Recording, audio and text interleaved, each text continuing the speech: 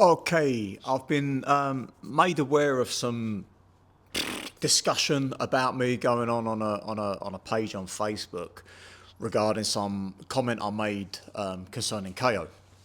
Now, when I first met KO, it was, what was it, 2012, 2013, something like that. I went over for like only a short stay, maybe 4 days or so, and we got talking a lot. Now, this is the first time KO had met me in person. First time we'd ever trained together. KO had no idea whether I would be coming back or not, whether it's just a one-time thing or whether we would have a relationship over subsequent years, as came to be. But in his mind, it was a one and done thing. I was coming over to meet him, see what he had, he see what I've got, and then that's that.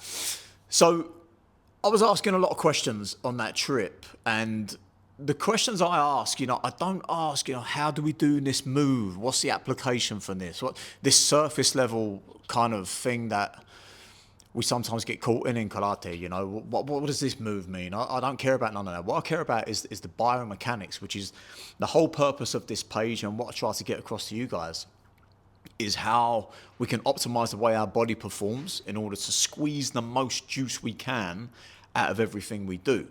So a lot of my questions are concerning body mechanics, power generation, this kind of thing. So we got talking about Seisan, and what KO was really good at, again, there's nothing in his application. He doesn't have no special applications, no secret bloody techniques or none of this nonsense that people get hung up on. What he was great at was this short range, this shock power generation out your head, where he could hit you from a very, very close distance. And the power he generated from that distance was really disproportionate, which that, for me, is what I wanted to learn. That's what I wanted to get from him. The ability where you have no space to wind up, no hip rotation, no gross movements, just from a static start, just to explode and put as much power and force through the target as you can. That is what I felt from him when he laid hands on me. That's what I felt, and it was like, man, that is what I want to learn from you. So a lot of my questions were around this style of this shock power generation. So we got talking about his past, and he talked to me about how much time he spent as a youngster training in the Chinese Kung Fu. Now, obviously, KO is of Chinese background. He's not Okinawan background. He's not Japanese background. He's Chinese background. Growing up in New York, Chinatown, where he's literally surrounded by elite level Chinese martial artists of various different systems and styles. And KO was like me. He's like just interested in stuff, not just martial arts, whatever. Music, he's all in on it, and there's definitely some sort of like some isms going on with him. He's all in on music, he's all in on cars, he's all in on like aerodynamics, whatever it is, he wants to know everything to the nth degree. So with martial arts, he was like a sponge. He'd go and learn Kalari, he'd go and learn some jiu-jitsu, he'd go and learn some judo, he'd go and learn some kung fu, he'd go and learn whatever was available, he tried to learn it. Obviously, his base being Goju Kai at the time, but he spent a lot of time cross-training in Chinese Kung Fu. And one of the main influences he had, that he told me, was of Southern Mantis, of the bamboo forest style. And his teacher was a man called Lam Sang. So his nickname was the Monkey. Now, Lam Sang was famous for one-finger techniques. He could pierce a coconut with one finger. He was also very famous for a single knuckle, which is, that's Southern Mantis through and through. It's all about the single knuckle. He could pierce a coconut, like I say. KO said he used to hang like a wooden board with a load of nails stuck through it. So all the nails are sticking out of this board, and it'd be hung like that, and there'd be a hole in the middle. And he'd kind of have it swinging and spinning at the same time. So this ball was doing that. And he'd just practice, boom, like getting through that hole from various angles with the single finger. And like I say, he conditioned it to be able to pierce a coconut. So that was his technique to be able to deploy that, But anyway, long story short, so KO said to me that a lot of the short range power that he developed was via the Southern Mantis system. Like I say, it was a one and done situation. I was over there. He didn't know whether I'd be coming back and forth and learning from him anymore. So his advice to me when I left was, if I wanted to get that kind of power generation, was that I should study Southern Mantis as he did.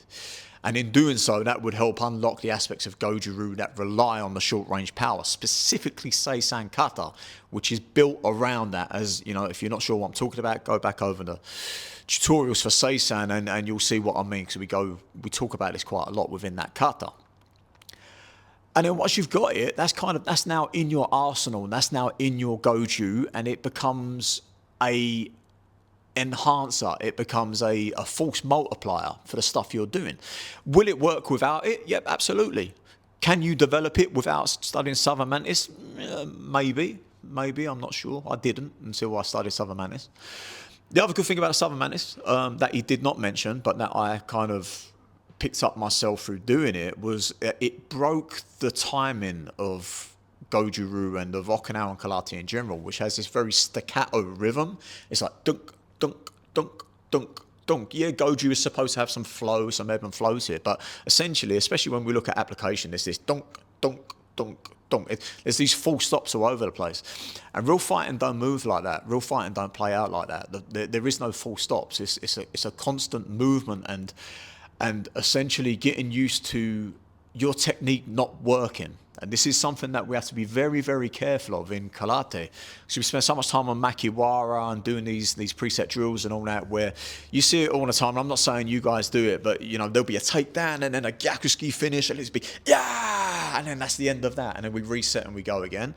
And it's a very, very dangerous thing to drill into your system, to have that reflex action. And you go, oh, yeah, it won't happen to me. Hey, it does, man. Matt, I used to spend, like I say to you guys, I used to do 1,000 punches a day on a makiwara.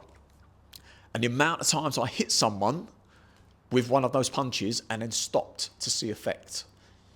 You can't have that.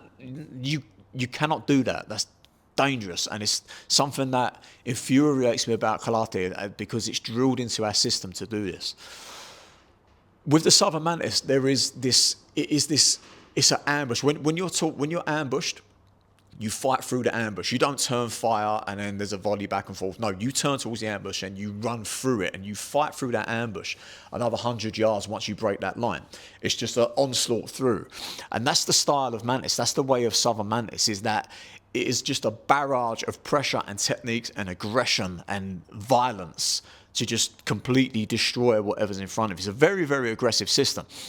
And the thing is, it plays right into Goju Ryu. And once you kind of see it, you see it everywhere. But until you do it, it's very hard to replicate it. So the reason I say this, you know, a lot of people are saying, oh, KO never said that. Hey, firstly, any of you who are on here, you weren't there for the conversation. So how you can say what was said or what's said is fucking... you must be psychic or something. But... listen, he said what he said to me, and he said it for, like I say, it was for a reason. Can you get it without it? Maybe. I don't know. I didn't. There was nobody in Okinawa teaching this. All my Goju comes from very, very reputable sources, directly back to the founder. And I never once was shown this by anyone prior to KO. And once I saw it from KO, it was like, wow, okay, that changes everything.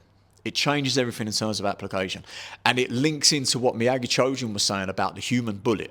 Remember, I say this a lot. Miyagi Chojun believed in the ability to become the human bullet. And that was his intention for his art. You become the human bullet. So that whatever technique you use has the ability to drop the person. Okay, this is via Miyazato Sensei. You can find the interview. I do believe the interview's on YouTube, where he talks about Miyagi Sensei's ultimate aim for Goju Ryu. He says it was to develop the human bullet, where whatever technique you used, drop somebody. I never saw it. I never saw it until I met KO. And I'll tell you, once that guy, whatever he does, drops you. The power generation of him is incredible. And it's not because he's not particularly big, he's not particularly muscly, he's not particularly strong. He just had that something. And that something is not unique to him, because I felt it in the Mantis with Paul Whitrod. I felt it in the Five Ancestors with Yap Long and with Matthew Scott. So it is something that is within the Chinese martial arts community.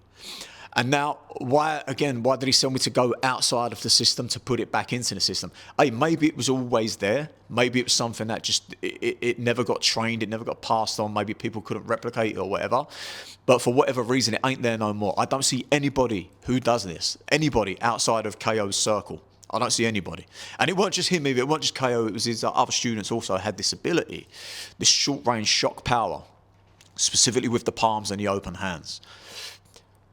So, you know, just to address the conversation going on, because I don't have time to go on and get into fucking back and forth discussions on long-winded comments and sit there and type and all that shit. If you guys want to know, I'll come on here, I'll tell you. But this is my side of the story, and this is what went on. This is what went down, why it went down, why Keiho said what he said, and what he intended for me to get out of it. That as it went on, there were more and more visits of me going back and forth to Keiho. He came over here to teach in this same building we're in now.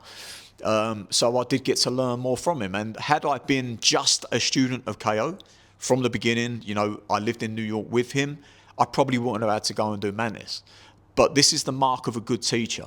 He knew what I was lacking. He knew what I needed. And he wasn't afraid to say, hey, you know what? Go learn with that guy. Okay? As they did in Okinawa. As this used to be common practice. You need this, I can't give it you, you go there. And the only reason Keiho couldn't give it to me is because I live in England and he lives in New York. There's an ocean between us. Okay, anyway. But that's just to, address that. Sorry for the aggressive nature of this video, but sometimes people piss me off. Okay? Guys, they weren't there. They weren't there. They're chatting shit about stuff they don't even know about. Private conversations between me and my teacher. Okay? Anyway, is what it is. I'll see you later.